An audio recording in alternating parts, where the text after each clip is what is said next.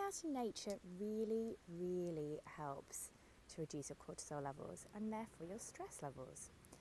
Helps you to refocus your attention and get your focus back. This is a really good trick, especially for those who are neurodiverse and or have ADHD. Now find a lovely spot just like this. Sit down and relax and close your eyes. Listen for the noises in 6 different directions. So that's in front of you, behind you, to the right, to the left, above you and below you. Listen for the gaps in the noises too.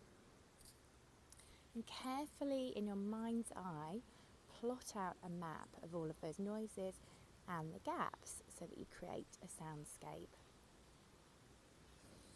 Breathe in and breathe out and relax.